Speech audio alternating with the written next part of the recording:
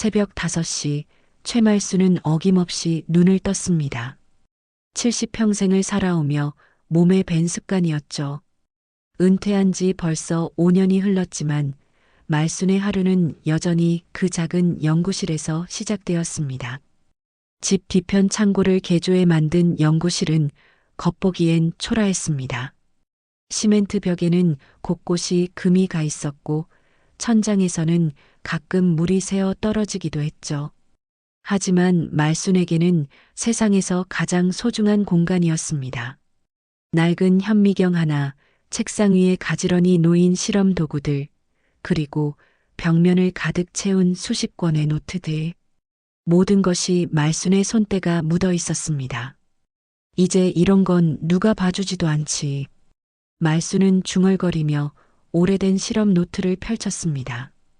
페이지마다 빼곡히 적힌 글씨들은 시간이 지나 조금 바래져 있었지만 여전히 또렷했습니다. 젊은 시절 여성 최초로 의약품 연구소 소장 자리에 올랐던 그 시절의 기록들이었죠. 그때를 생각하면 가슴이 뜨거워지기도 했습니다.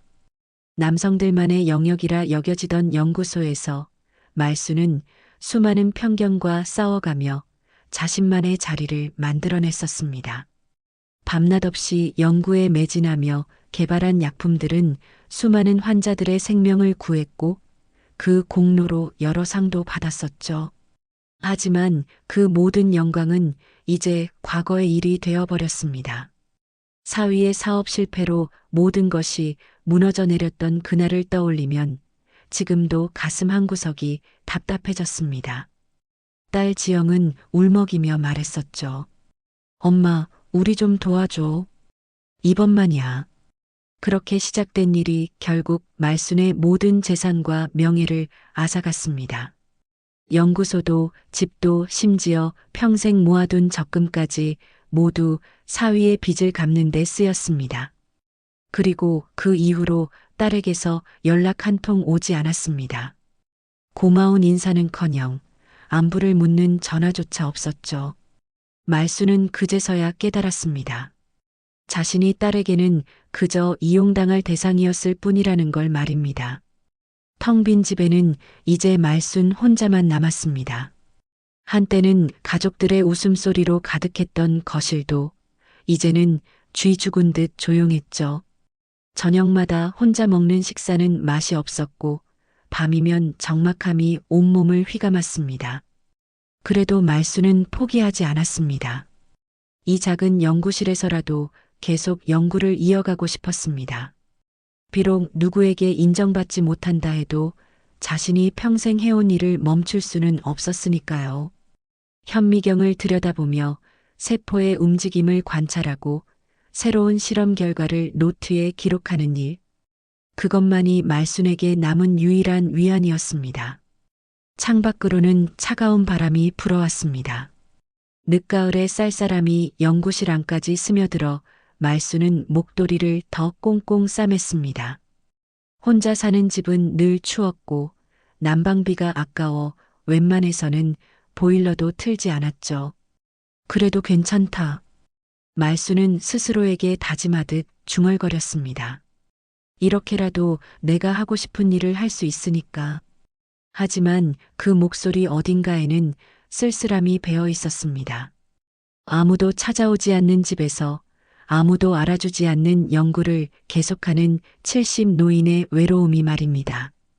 해가 지고 어둠이 내리면 말수는 연구실 문을 닫고 집 안으로 들어갔습니다. 그리고 또 다른 고요한 밤을 맞았죠. 내일 또 새벽에 일어나 연구실로 향할 그 시간까지 말순의 세상은 온통 침묵으로 가득했습니다.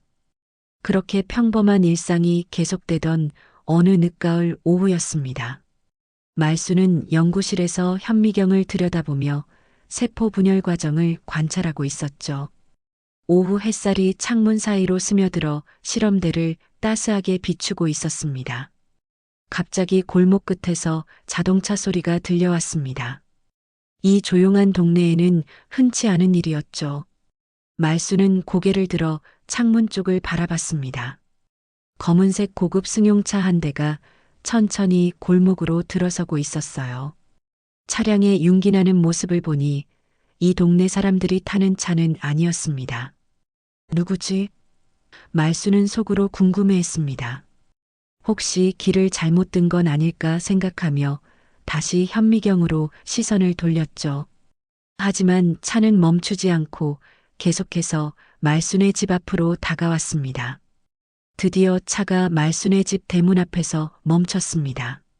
엔진이 꺼지는 소리가 들리더니 조용했던 골목에 차문 여는 소리가 울려 퍼졌죠. 말순은 호기심을 참지 못하고 연구실 창문으로 다가가 살짝 커튼 사이로 내다봤습니다. 그 순간 말순의 심장이 크게 뛰기 시작했습니다. 차에서 내린 사람은 다름 아닌 딸 지영이었습니다. 10년 만에 보는 딸의 모습이었죠. 하지만 예전의 건강하고 활기찬 모습과는 전혀 달랐습니다. 지영은 몹시 야위어 있었고 얼굴빛이 창백했어요. 걸음걸이마저 힘겨워 보였습니다. 지영의 뒤로 사위가 따라 내렸습니다. 그는 지영의 팔을 부축하며 조심스럽게 대문 쪽으로 향했죠. 말수는 가슴이 철렁 내려앉는 느낌이었습니다. 딸의 건강에 뭔가 심각한 문제가 생긴 게 분명해 보였거든요. 문을 두드리는 소리가 들렸습니다. 말수는 잠시 망설였습니다. 5년 동안 한 번도 연락하지 않던 딸이 갑자기 나타난 것에 대한 복잡한 감정이 올라왔거든요. 하지만 딸의 창백한 얼굴이 머릿속에서 떠나지 않았습니다. 누구세요? 말수는 문을 열지 않은 채 물었습니다. 목소리에는 일부러 차갑게 만든 기색이 역력했죠. 엄마, 지영이에요. 딸의 목소리가 들려왔습니다. 예전보다 많이 약해진 목소리였어요. 잠깐만 들어가도 될까요? 말수는 한숨을 깊게 내쉬었습니다.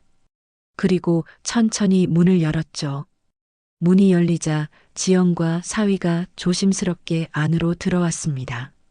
지영은 말순을 보자 눈물이 글썽했지만 말순은 애써 무표정을 유지했어요. 오랜만이네. 말순의 목소리는 여전히 차가웠습니다. 무슨 일로 왔니? 사위가 다급하게 입을 열었습니다. 어머니, 지영이가 많이 아파요. 희귀한 혈액질환에 걸렸는데 국내에는 치료제가 없다고 합니다. 말순의 눈썹이 천천히 올라갔습니다. 혈액질환이라는 말에 의사로서의 본능이 깨어났거든요. 어떤 질환인데? 자가면역성 혈소판 감소증의 변종이라고 해요. 의사들도 처음 보는 케이스라고 하더라고요. 사위의 목소리에는 절망감이 배어 있었습니다. 혈소판 수치가 계속 떨어져서 이대로 가면 말수는 순간 몸이 굳어지는 느낌이었습니다. 그 병명을 들은 순간 15년 전 자신이 연구했던 실험적 치료제가 떠올랐거든요. 당시 임상시험 단계에서 중단된 ML-13이라는 약물 말입니다. 그 약만이 이런 희귀 혈액질환에 효과가 있다는 것을 말수는 누구보다 잘 알고 있었어요. 의사들이 뭐라고 하던? 말수는 애써 담담한 척 물었습니다. 해외에서 실험적인 치료를 받아볼 수밖에 없다고 해요. 하지만 성공 확률도 낮고 비용도 엄청나다고. 사위는 말을 잇지 못했습니다. 지영이 힘없는 목소리로 말했습니다. 엄마, 미안해요. 이런 일로 찾아와서. 그 말 속에는 진심 어린 후회가 담겨 있었어요. 말수는 딸을 바라봤습니다. 어린 시절 열병에 걸려 며칠 밤을 뜬 눈으로 간병했던 기억이 떠올랐죠. 그때도 이렇게 창백하고 연약한 모습이었는데 지금은 그때보다 훨씬 심각해 보였습니다. 언제부터 아팠니? 말순의 목소리가 조금 부드러워졌습니다. 3달 전부터요. 처음엔 그냥 피곤한 줄 알았는데 지영은 말하다가 기침을 했습니다. 그 기침 소리가 말순의 가슴을 찔렀어요. 말순은 잠시 생각에 잠겼습니다. 자신이 가지고 있는 실험적 치료제와 연구 자료들이 딸을 살릴 수 있다는 걸 알고 있었거든요. 하지만 동시에 5년 전의 배신감도 되살아났습니다. 모든 것을 잃게 만들고 떠나버린 딸이 다시 도움이 필요할 때만 찾아온 거였으니까요. 엄마, 지영이 다시 입을 열었습니다. 정말 죄송해요. 그때 일, 평생 후회하고 있어요. 말수는 딸의 눈을 똑바로 바라봤습니다. 그 눈에서 진심을 읽을 수 있었어요. 하지만 여전히 마음 한구석에는 의심이 자리 잡고 있었습니다. 밖으로는 해가 지기 시작했습니다. 말순의 작은 거실에는 어색한 침묵이 흘렀고 세 사람은 각자의 생각에 잠겨 있었어요. 길고 무거운 침묵이 거실을 지배했습니다. 말수는 딸과 사위를 번갈아 바라보며 복잡한 감정의 소용돌이에 휩싸여 있었어요. 5년 전의 기억들이 파도처럼 밀려왔습니다. 모든 재산을 잃고 혼자가 된 그날의 아픔이 다시 살아나는 것 같았죠. 왜 나한테 왔니? 말순의 목소리는 차갑게 식어 있었습니다. 나버린 건 너였잖아. 그때 한마디 인사도 없이 떠났으면서 지영은 고개를 숙인 채 아무 말도 하지 못했습니다. 창백한 얼굴에 죄책감이 역력히 드러났어요. 손은 떨리고 있었고 입술은 바짝 마른 상태였습니다. 사위가 대신 입을 열었습니다. 어머니, 정말 죄송합니다. 하지만 지금은 지영이를 살리는 것이 가장 중요해요. 다른 방법이 정말 없습니다. 다른 방법이 없다고? 말수는 비웃음을 터뜨렸습니다. 그때도 그랬지. 다른 방법이 없다며 내 모든 걸 가져갔잖아. 이번엔 또 뭘 원하는 거니? 사위는 잠시 망설이더니 조심스럽게 말했습니다. 사실 의사가 그러는데 어머니 피 속에 특별한 항체가 있을 가능성이 높다고 해요. 어머니가 젊은 시절 연구하셨던 그 약물과 관련해서 말이에요. 말순의 눈이 번뜩했습니다. 내 피 속의 항체라고? 네, 지영이의 병을 치료할 수 있는 마지막 열쇠가 어머니 피 속에 있을 거라고 했습니다. 사위의 목소리에는 간절함이 담겨 있었어요. 그 항체를 이용하면 약을 만들 수 있다고. 말수는 한동안 아무 말 없이 딸의 얼굴을 바라봤습니다. 지영은 여전히 고개를 들지 못한 채 작은 기침을 반복하고 있었어요. 그 모습을 보니 어린 시절 아팠던 딸을 밤새 간병했던 기억이 떠올랐습니다. 잠깐 기다려. 말수는 자리에서 일어났습니다. 말수는 연구실로 향했습니다. 창고 같은 그 공간의 가장 깊숙한 곳에는 오래된 금고가 하나 있었어요. 먼지가 쌓인 금고를 열자 그 안에서 낡은 약병 하나가 나왔습니다. 라벨에는 ML-13이라고 적혀 있었죠. 15년 전 말순이 개발한 실험적 치료제였습니다. 당시 임상시험에서 놀라운 효과를 보였지만 연구비 부족으로 중단될 수밖에 없었던 약물이었어요. 하지만 말수는 혹시 모를 상황을 대비해 마지막 샘플을 보관해 두었던 것입니다. 약병과 함께 두꺼운 연구 노트도 꺼냈습니다. 그 노트에는 말순의 친필로 빼곡히 기록된 실험 과정과 결과들이 담겨 있었어요. 특히 자가 면역성 혈액 질환에 대한 연구 내용이 자세히 적혀 있었습니다. 말수는 노트를 펼쳐보며 당시의 연구 내용을 다시 확인했습니다. 그렇습니다. 이 약물은 분명히 지영이의 병을 치료할 수 있었어요. 하지만 한 가지 문제가 있었습니다. 이 약을 제대로 만들려면 특별한 항체가 필요했는데 그 항체는 말순의 피에서만 추출할 수 있었거든요. 15년 전 연구 과정에서 말순은 자신의 몸에 실험적 치료제를 투여했었습니다. 그 결과 말순의 체내에는 특별한 항체가 생성되었고 이 항체야말로 약물의 핵심 성분이었어요. 다시 말해 말순이 직접 피를 뽑아 항체를 추출해야만 딸을 살릴 수 있다는 뜻이었습니다. 말수는 약병과 노트를 손에 든 채 거실로 돌아왔습니다. 지영과 사위는 초조하게 기다리고 있었어요. 이게 뭔지 알아? 말수는 약병을 테이블 위에 올려놓았습니다. 사위가 놀란 표정으로 물었습니다. 혹시 그 약이? ML-13, 15년 전에 내가 개발한 실험적 치료제야. 말순의 목소리에는 자부심이 묻어 있었습니다. 지영이 병을 치료할 수 있는 유일한 약물이지. 지영이 처음으로 고개를 들었습니다. 정말요, 엄마? 하지만 조건이 있어. 말수는 딸을 똑바로 바라봤습니다. 이 약을 완성하려면 내 피에서 항체를 추출해야 해. 그것도 상당한 양을 말이야. 사위가 다급하게 말했습니다. 그럼 지금 당장, 잠깐. 말수는 손을 들어 제지했습니다. 내가 이걸 해준다고 해서 예전처럼 될 거라고 생각하지 마. 난 이미 너희에게 한 번 배신당했거든. 거실에 다시 침묵이 흘렀습니다. 지영은 눈물을 흘리기 시작했어요. 엄마, 정말 죄송해요. 그때 제가 잘못했어요. 울지 마. 말순의 목소리가 조금 부드러워졌습니다. 눈물로 다 해결되면 세상에 어려운 일이 뭐가 있겠니? 말순은 연구 노트를 펼쳐 보이며 설명했습니다. 이 치료제를 만들려면 최소 일주일은 걸려. 내 피에서 항체를 추출하고 정제하고 농축하는 과정이 복잡하거든. 일주일이면 사위가 걱정스럽게 말했습니다. 지영이 상태가 그렇게 급한가? 말순이 물었습니다. 의사가 이번 달 안에 치료를 시작해야 한다고 했어요.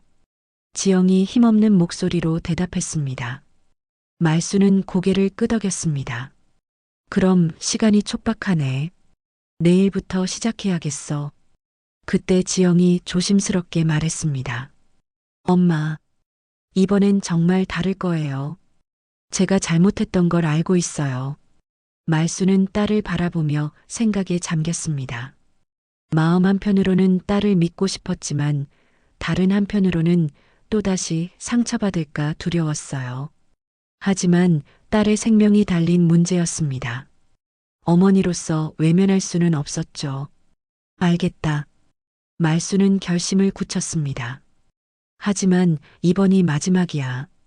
내가 널 살려주면 그 뒤로는 어떤 일이 있어도 다시 나를 찾지 마. 다음 날부터 말수는 본격적으로 약물 제작에 착수했습니다. 연구실에는 다시 활기가 돌았어요. 오래되었지만 정밀한 실험 장비들이 하나둘씩 가동되기 시작했죠. 말순의 손놀림은 여전히 정확하고 빨랐습니다. 15년의 공백이 무색할 정도로 말이에요. 지영과 사위는 말순의 집에 머물면서 치료 과정을 지켜봤습니다. 지영의 상태는 날이 갈수록 악화되고 있었어요. 아침마다 일어나는 것조차 힘들어했고 식사도 거의 하지 못했습니다. 말순은 딸의 모습을 보며 마음이 조급해졌지만 겉으로는 차분함을 유지하려 했어요. 하지만 마을 사람들 사이에서는 소문이 퍼지기 시작했습니다. 최말순의 집에 고급 승용차가 며칠째 주차되어 있다는 것부터 시작해서 딸이 돌아왔다는 이야기까지 말이에요. 그 딸이 또 왔다더라. 동네 슈퍼에서 장을 보던 아주머니들이 수군거렸습니다. 이번엔 또 뭘 가져가려는 걸까? 아이고, 말순이 불쌍하게. 재산 다 털어간 것도 모자라서 다른 아주머니가 혀를 찼어요. 이런 소문들은 금세 마을 전체로 퍼져나갔습니다. 특히 말순과 오랜 친구 사이인 김옥자에게까지 전해졌죠. 옥자는 걱정이 되어 말순의 집으로 찾아왔습니다. 순아야, 나야. 옥자가 문을 두드리며 소리쳤어요. 말순은 연구실에서 나와 문을 열어주었습니다. 옥자의 얼굴에는 근심이 가득했어요. 옥자야, 무슨 일이야? 무슨 일이냐고? 온 동네가 다 알고 있어.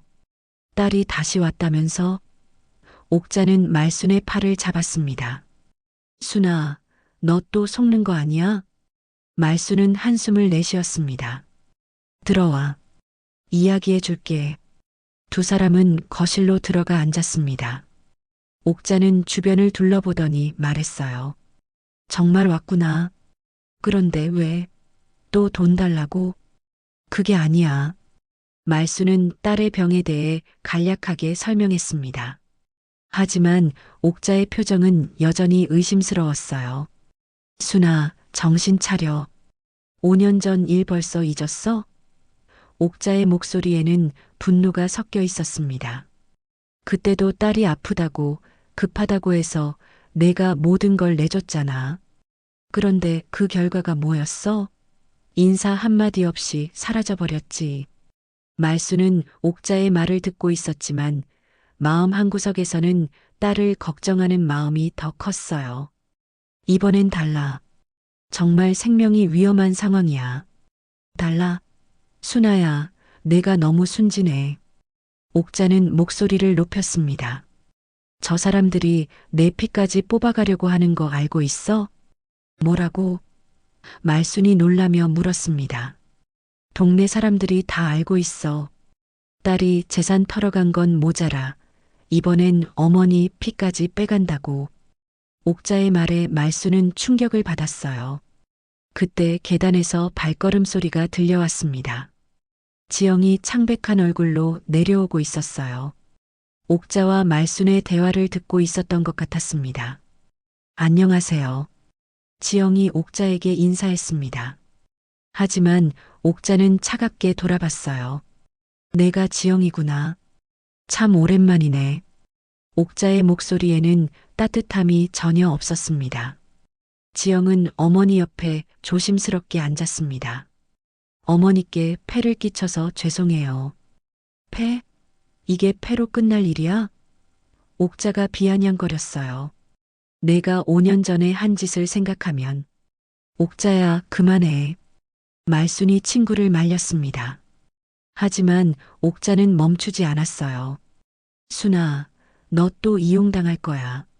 저 사람들 너 살려줄 생각 없어. 딸만 살리면 또 사라져버릴 거라고. 지영은 옥자의 말을 듣고 눈물을 흘리기 시작했습니다. 정말 죄송해요. 그때 제가 잘못했어요. 잘못했다는 걸 알면서 왜 또 왔어? 옥자의 추궁은 계속되었습니다. 이번엔 또 뭘 가져갈 거야? 말수는 친구와 딸 사이에서 난처했습니다. 옥자의 말이 틀린 건 아니었지만 딸의 생명이 위험한 상황에서는 어쩔 수 없었거든요. 그날 밤 옥자가 돌아간 후 말수는 연구실에서 혼자 실험을 계속했습니다. 하지만 친구의 말이 계속 머릿속을 맴돌았어요. 또 이용당할 거야. 저 사람들 너 살려줄 생각 없어. 말수는 자신의 팔에서 뽑은 혈액 샘플을 들여다봤습니다. 이 피 속에 딸을 살릴 수 있는 항체가 들어있다는 게 믿어지지 않았어요. 동시에 자신이 또다시 이용당하고 있는 건 아닌지 의심스럽기도 했습니다. 위층에서는 지영의 기침 소리가 들려왔습니다. 밤이 깊어질수록 더 심해지는 것 같았어요. 그 소리를 들을 때마다 말순의 마음은 흔들렸습니다. 피를 주면 나한테 다시 돌아올까? 말순은 혼잣말을 했어요. 아니면 또 떠날까? 연구실의 불빛만이 깊은 밤을 밝히고 있었습니다. 말순은 현미경 앞에 앉아 딸을 위한 약물 제작을 계속했지만 마음은 복잡하기만 했어요. 친구의 경고와 딸에 대한 사랑 사이에서 고민하며 긴 밤을 보내고 있었습니다. 다음 날 아침 동네 사람들의 시선은 더욱 차가워졌습니다. 말순이 슈퍼에 가면 사람들이 수군거리며 피했어요. 저 딸이 또 어머니를 이용하는구나라는 시선들이 따가웠습니다. 하지만 말순은 흔들리지 않으려 했어요. 딸의 생명을 구하는 것이 무엇보다 중요했으니까요. 그렇게 말순은 주변의 시선과 친구의 경고를 견디며 딸을 위한 마지막 희망을 만들어가고 있었습니다. 일주일간의 치열한 연구 끝에 드디어 약물 제작이 완료되었습니다. 말수는 자신의 피에서 추출한 항체를 정제하고 농축해서 지영이를 위한 치료제를 완성했어요. 작은 유리병 안에 담긴 투명한 액체는 딸의 생명을 구할 수 있는 마지막 희망이었습니다. 드디어 끝났다. 말수는 안도의 한숨을 쉬며 약병을 들여다봤어요. 일주일 동안 하루에 몇 시간씩 자신의 피를 뽑아가며 만든 소중한 결과물이었습니다. 지영의 상태는 더욱 악화되고 있었습니다. 아침에 일어나는 것도 힘들어했고 음식을 먹어도 바로 토해냈어요. 피부는 누렇게 변했고 숨 쉬는 것조차 어려워 보였습니다. 엄마 고마워요. 지영은 침대에 누운 채 힘없는 목소리로 말했습니다. 정말 죄송하고 고마워요. 말수는 딸의 손을 잡아주었어요. 차갑고 약한 손길이 느껴졌습니다. 괜찮다. 이제 곧 나아질 거야. 사위는 바로 병원에 연락해서 입원 절차를 밟았습니다. 대학병원에서는 말순이 개발한 치료제에 대해 검토한 후 사용 허가를 내주었어요. 말순의 과거 연구 경력과 치료제의 성분 분석 결과가 뒷받침되었기 때문이었습니다. 내일 오전에 수술을 진행하겠습니다. 담당 의사가 말했어요. 이 치료제가 효과적이라면 빠른 회복을 기대할 수 있을 겁니다. 그날 밤 말수는 병원에서 딸과 함께 밤을 새웠습니다. 지영은 대부분 잠들어 있었지만 가끔 깨어나서 어머니와 대화를 나누었어요. 엄마, 그때 정말 미안했어요. 지영이 눈물을 흘리며 말했습니다. 제가 너무 어리석었어요. 이제 그런 이야기 하지 마. 말수는 딸의 머리를 쓰다듬어 주었어요. 내가 건강해지는 게 가장 중요하니까. 수술 전날 새벽 말수는 화장실에 가려고 복도를 걷고 있었습니다. 그때 병원 사무실 근처에서 사위와 누군가의 대화 소리가 들려왔어요. 말수는 무의식 중에 발걸음을 멈추고 귀를 기울였습니다. 수술 끝나면 곧장 미국으로 떠나죠. 사위의 목소리였어요. 그래요? 그런데 어머니는 어쩌실 건데요? 상대방이 물었습니다. 목소리로 봐서는 병원 관계자 같았어요. 어머니는 그냥 요양원에 모셔두면 돼요. 사위가 무심하게 대답했습니다. 지영이만 회복되면 바로 출국할 예정이거든요. 미국에서 더 안전한 치료를 받을 수 있으니까요. 아, 그렇군요. 그런데 어머니께서 아실까요? 모르실 거예요. 수술만 성공하면 되니까. 사위의 목소리에는 냉정함이 배어 있었어요. 어차피 늙으신 분이라 혼자 계시기도 힘드실 테고 요양원이 더 나을 겁니다. 말수는 그 순간 온몸이 얼어붙는 느낌이었습니다. 손에 들고 있던 약병이 떨어질 뻔했어요. 가슴이 쿵쾅거리기 시작했고 숨이 막힐 것 같았습니다. 역시 변한 건 없었네. 말수는 속으로 중얼거렸습니다. 5년 전과 똑같았습니다. 필요할 때만 나타나서 도움을 받고 목적을 달성하면 다시 사라져버리는 것이었어요. 이번에는 자신의 피까지 뽑아가며 만든 약으로 딸을 살려놓고 그 대가로 자신을 요양원에 보내려는 계획이었습니다. 말수는 조용히 그 자리를 벗어나 병실로 돌아왔습니다. 지영은 여전히 잠들어 있었고 사위는 의자에서 졸고 있었어요. 평화로운 모습이었지만 말순에게는 모든 것이 거짓으로 느껴졌습니다. 심장이 조여오는 분노와 배신감에 말순은 잠을 이룰 수 없었어요. 창밖으로는 새벽이 밝아오고 있었지만 말순의 마음은 어둠 속에 갇혀 있었습니다. 내가 또 바보였구나. 말순은 마음속으로 자신을 자책했어요. 옥자 말이 맞았어. 또 이용당한 거야. 수술 시간이 다가왔습니다. 간호사들이 지영을 수술실로 옮겨가려고 준비하고 있었어요. 말수는 자신이 정성껏 만든 약병을 손에 쥐고 있었습니다. 어머니, 약 주시죠. 담당 간호사가 손을 내밀었어요. 말수는 잠시 망설였습니다. 이 약을 주면 딸은 살아날 것입니다. 하지만 그 후에는 또다시 자신을 버리고 떠날 것이었어요. 요양원으로 보내진 자신은 딸을 다시는 볼 수 없을지도 모르죠. 어머니? 간호사가 다시 물었습니다. 말순의 손이 떨렸습니다. 약병을 건네줘야 할지 아니면 이대로 돌아서야 할지 갈등이 되었어요. 딸에 대한 사랑과 배신에 대한 분노가 마음속에서 치열하게 싸우고 있었습니다. 잠깐만요. 말순은 약병을 꽉 쥔 채 병원을 나와버렸습니다. 복도를 따라 걸으며 말순은 지난 일주일을 떠올렸어요. 자신의 피를 뽑아가며 만든 약, 딸을 걱정하며 보낸 밤들, 그리고 방금 들은 사위의 계획. 모든 것이 허무하게 느껴졌습니다.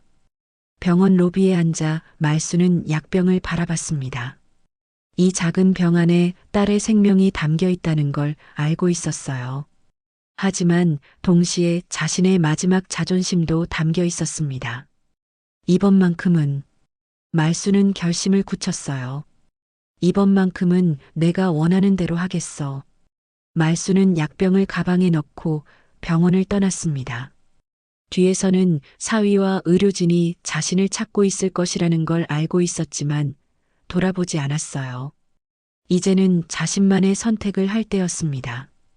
비가 내리기 시작했습니다. 말순은 병원에서 나와 버스를 타고 집으로 돌아가는 길이었어요. 창밖으로 떨어지는 빗방울을 바라보며 마음은 더욱 복잡해졌습니다.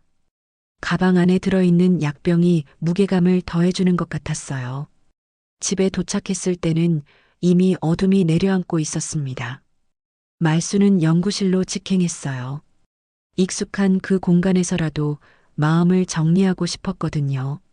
하지만 연구실 안은 썰렁하기만 했습니다. 핸드폰이 계속 울렸습니다. 사위에게서 온 전화였어요. 말순은 전화를 받지 않았습니다. 무슨 말을 해야 할지 모르겠었거든요. 분노와 배신감, 그리고 딸에 대한 걱정이 뒤섞여 혼란스러웠어요. 비는 점점 더 세게 내렸습니다. 연구실 천장에서 물이 새어 떨어지는 소리가 들렸어요. 말순은 양동이를 가져다 놓고 책상 위에 오래된 사진들을 들여다봤습니다. 그 중에서도 특별히 소중한 사진 하나가 있었어요. 30년 전 아기 지영을 품에 안고 찍은 사진이었습니다. 그때의 말순은 환하게 웃고 있었고 지영은 엄마 품에서 평화롭게 잠들어 있었죠. 그때는 참 행복했는데 말순은 사진을 쓰다듬으며 중얼거렸어요. 그 시절을 떠올려 보니 지영이 태어났을 때의 감동이 생생히 되살아났습니다. 첫 번째 미소를 보여줬을 때, 처음 엄마라고 불렀을 때, 열병에 걸려 며칠 밤을 뜬 눈으로 간병했던 밤뒤. 그 모든 순간들에는 어떤 조건도 없었어요. 저 아이는 내 딸이야. 말순의 목소리에 확신이 실렸습니다. 나를 버려도 나는 엄마잖아. 사진 속 아기 지영의 얼굴을 보니 지금 병원에서 고통받고 있을 딸의 모습이 겹쳐 보였어요.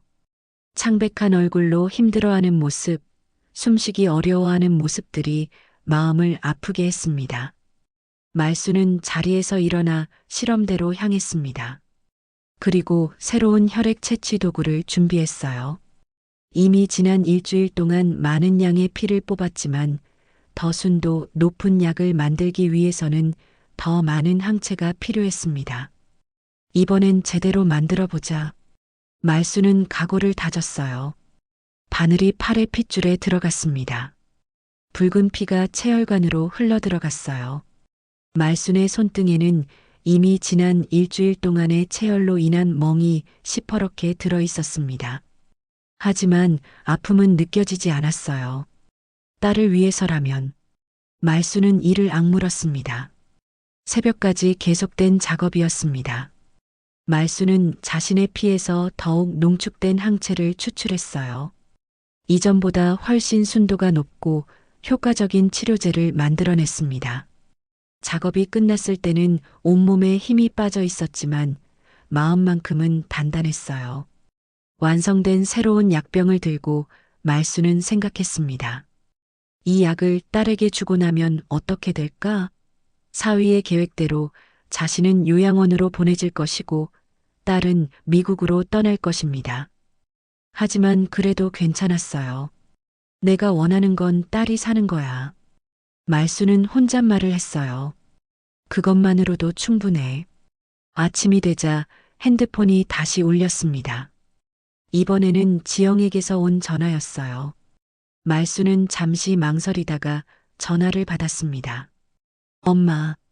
지영의 목소리는 더욱 약해져 있었어요. 어디 계세요? 걱정됐어요. 집에 있다. 말순의 목소리는 담담했습니다. 엄마, 약. 제발 주세요. 지영이 울먹였어요. 정말 아파요. 말수는 딸의 목소리를 듣고 마음이 아팠습니다. 하지만 동시에 화도 났어요. 지금까지 자신을 이용해온 것에 대한 분노가 치밀어 올랐거든요. 지영아, 엄마한테 솔직하게 말해봐. 말순이 물었습니다. 내가 나아지면 어떻게 할 거니? 뭐? 뭔 말씀이세요? 미국에 갈 계획이지? 말순의 목소리가 차가워졌어요. 그리고 나는 요양원에 보내고 전화 너머로 침묵이 흘렀습니다. 지영은 아무 대답을 하지 못했어요. 역시 그렇구나. 말수는 실망했습니다. 5년 전과 똑같네. 엄마, 그게 아니에요. 지영이 변명하려 했지만 말수는 전화를 끊어버렸어요. 하지만 전화를 끊고 나니 더욱 마음이 아팠습니다. 딸의 고통스러운 목소리가 귓가에 맴돌았어요. 아무리 배신감이 커도 딸이 아픈 건 사실이었으니까요. 말수는 새로 만든 약병을 손에 쥐고 고민했습니다. 이 약을 주면 딸은 살 수 있을 것입니다. 하지만 그 후에는 또다시 자신을 버리고 떠날 것이 뻔했어요. 그래도 상관없어. 말수는 결심했습니다. 내가 엄마니까. 밖에서는 비가 계속 내리고 있었습니다. 말수는 우산을 챙기고 집을 나섰어요. 병원으로 가기 위해서였습니다. 딸을 살리기 위한 마지막 선택이었죠. 길을 걷는 내내 말수는 생각했습니다. 진정한 사랑이란 무엇인지, 어머니의 마음이란 어떤 건지에 대해서 말이에요. 조건 없는 사랑, 그것이 어머니가 자식에게 줄 수 있는 가장 큰 선물이라는 걸 깨달았습니다. 지영아, 엄마가 간다. 말수는 빗속을 걸으며 중얼거렸어요. 이번만큼은 내 마음대로 하겠어. 말순이 병원에 도착했을 때는 오전 10시가 넘어 있었습니다. 수술은 이미 연기된 상태였어요. 의료진들은 치료제 없이는 수술을 진행할 수 없다며 대기하고 있었습니다. 말수는 젖은 우산을 털며 병원 로비로 들어섰어요. 엘리베이터를 타고 병실로 향하는 길, 말순의 가슴은 두근거렸습니다. 가방 안에는 새로 만든 고순도 치료제가 들어 있었어요. 이 약이면 딸을 확실히 살릴 수 있다는 확신이 있었습니다. 병실 문 앞에서 말수는 잠시 멈춰 섰습니다. 안에서는 지영의 약한 기침 소리와 사위의 다급한 목소리가 들려왔어요. 의사 선생님, 정말 더 기다릴 수 없는 건가요? 사위가 물었습니다. 환자 상태가 급격히 악화되고 있습니다. 오늘 안에 치료제를 투여하지 못하면 의사의 목소리가 심각했어요. 말수는 문 손잡이를 돌렸습니다. 병실 안의 모든 시선이 말순에게 쏠렸어요. 지영은 침대에 누운 채 더욱 창백해진 얼굴로 어머니를 바라봤습니다. 어머니, 사위가 달려왔어요. 어디 계셨어요? 지영이가 위험해요. 말수는 사위를 무시하고 딸 곁으로 다가갔습니다. 지영의 손을 잡아보니 얼음처럼 차가웠어요. 숨소리도 가빠져 있었습니다. 엄마, 미안해요. 지영이 힘없이 중얼거렸어요. 정말 미안해요. 미안하다고 하지 마. 말수는 딸의 머리를 쓰다듬어 주었습니다. 엄마가 왔으니까 괜찮아. 담당 의사가 다가왔습니다. 치료제를 가져오셨나요? 더 이상 지연되면 정말 위험합니다. 말수는 가방에서 새로 만든 약병을 꺼냈어요. 이전 것보다 더 맑고 투명한 액체가 들어 있었습니다. 이걸 쓰세요. 말순이 약병을 건넸습니다. 이전 것보다 훨씬 효과가 좋을 거예요. 의사는 약병을 받아들고 성분을 확인했어요. 농도가 이전보다 훨씬 높네요. 이 정도면 확실한 효과를 기대할 수 있겠습니다. 사위가 말순에게 다가왔습니다. 어머니, 정말 감사합니다. 이번 일이 끝나면 뭐? 말순이 날카롭게 물었어요. 사위는 당황한 표정을 지었습니다. 그게, 미국 갈 준비는 다 했니? 말순의 목소리에는 차가운 기운이 감돌았어요. 요양원도 알아봤고, 사위의 얼굴이 창백해졌습니다. 그걸 어떻게 해? 어젯밤에 다 들었어. 말순은 사위를 똑바로 바라봤습니다. 수술 끝나면 곧장 미국으로 떠날 거라면서 나는 요양원에 모셔두면 된다고. 병실 안이 순간 조용해졌습니다. 의료진들도 어색한 분위기를 느끼며 서 있었어요. 지영이 침대에서 일어나려 했습니다. 엄마, 그게 아니에요. 누워 있어. 말수는 딸을 다시 눕혔어요. 내가 지금 말할 상황이 아니잖아. 사위가 변명하려 했습니다. 어머니, 오해가 있는 것 같은데. 오해? 말순이 비웃었어요. 5년 전에도 똑같은 말을 했지. 그땐 정말 오해였나? 말순은 간호사에게 약을 건네며 말했습니다. 이건 내 딸을 살리는 약이에요. 하지만 수술이 끝나면 난 너희와 다시는 보지 않을 거야. 엄마, 지영이 울음을 터뜨렸어요. 그러지 마세요. 왜? 또 나를 이용할 일이 생길까봐? 말순의 목소리에는 깊은 상처가 배어 있었어요. 수술실로 가는 시간이 되었습니다. 간호사들이 지영을 침대에서 들것으로 옮겨주었어요. 지영은 계속 눈물을 흘리며 어머니를 바라봤습니다. 엄마, 정말 미안해요. 제발 용서해 주세요. 말수는 딸의 손을 잡았습니다. 용서한다. 하지만 이번이 마지막이야. 들것이 수술실로 향하기 시작했습니다. 말수는 딸을 따라 복도를 걸었어요. 수술실 문 앞에서 걸음을 멈춰야 했습니다. 지영아. 말순이 딸을 부르자 지영이 고개를 돌렸어요. 엄마는 항상 널 사랑해. 그걸 잊지 마. 엄마. 지영의 눈에서 눈물이 멈추지 않았어요. 저도 엄마를 사랑해요. 정말로요. 수술실 문이 닫혔습니다. 말수는 복도 의자에 앉아 기다렸어요. 사위도 옆에 앉았지만 서로 말을 하지 않았습니다. 몇 시간이 지난 후 담당 의사가 나왔습니다. 수술이 성공적으로 끝났습니다. 치료제가 놀라운 효과를 보였어요. 완전히 회복될 것 같습니다. 말수는 안도의 한숨을 내쉬었어요.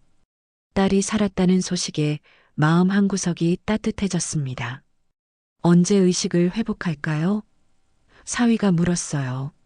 내일이면 깨어날 겁니다. 일주일 정도 입원하시면 퇴원 가능할 거예요.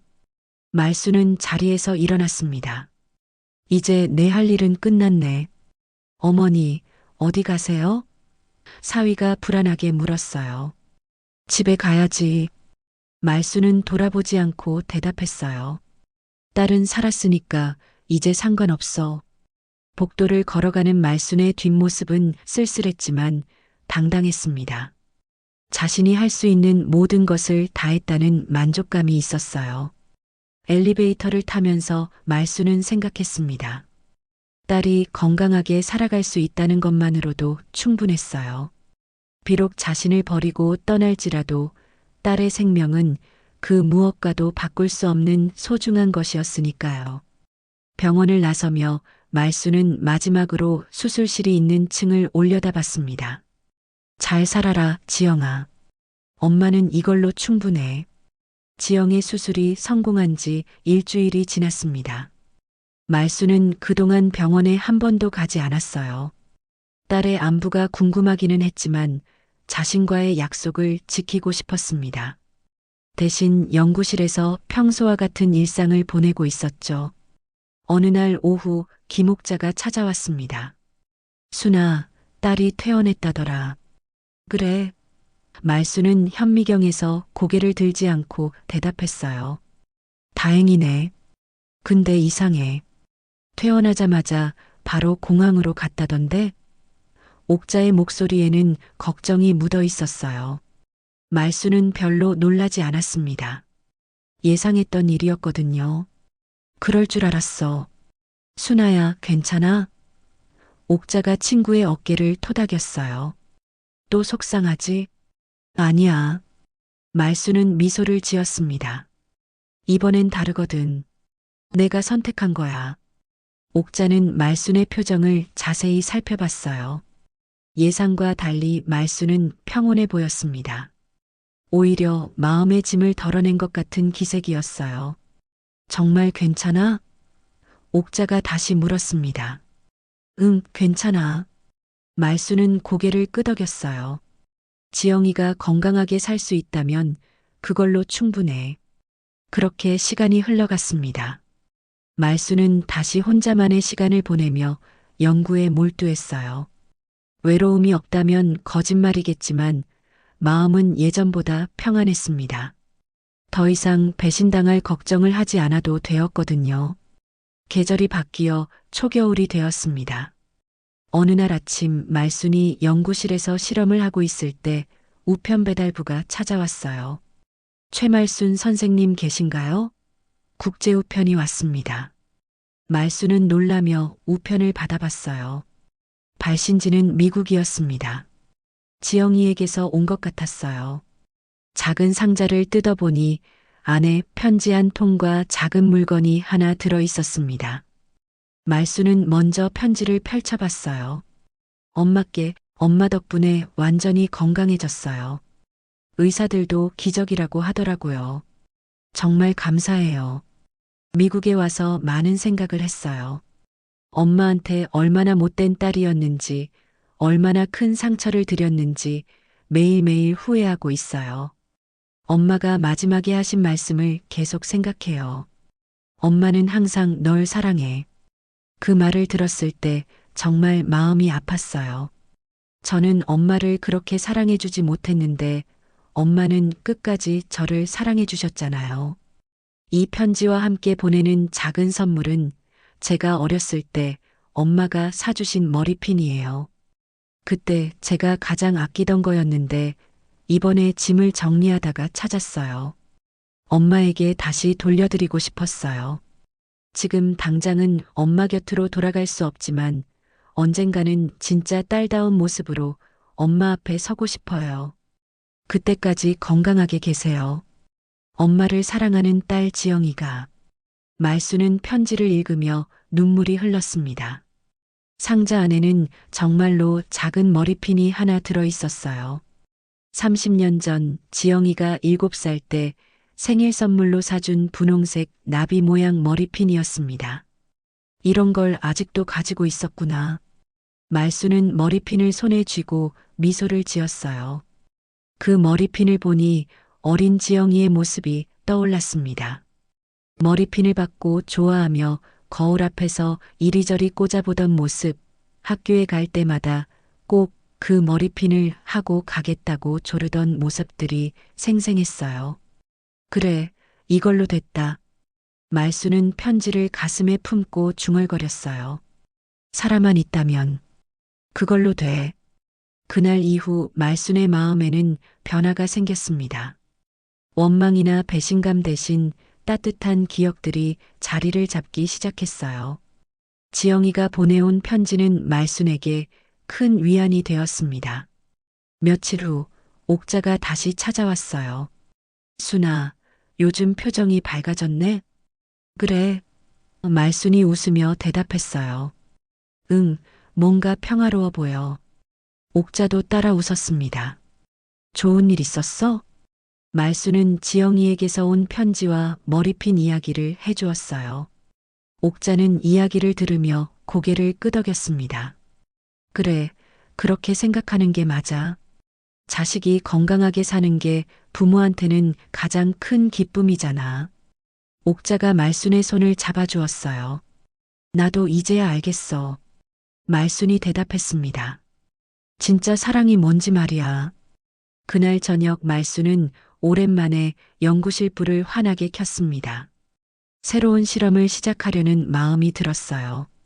이번에는 자신을 위한 연구가 아니라 더 많은 사람들을 도울 수 있는 연구를 하고 싶었습니다. 창밖으로는 초겨울 햇살이 환하게 비쳐 들어왔습니다. 차가운 바람 대신 따뜻한 햇볕이 연구실을 가득 채웠어요. 말수는 현미경 앞에 앉아 새로운 실험을 시작했습니다. 이제 진짜 내 인생을 살아보자. 말수는 밝은 미소를 지으며 혼잣말을 했어요.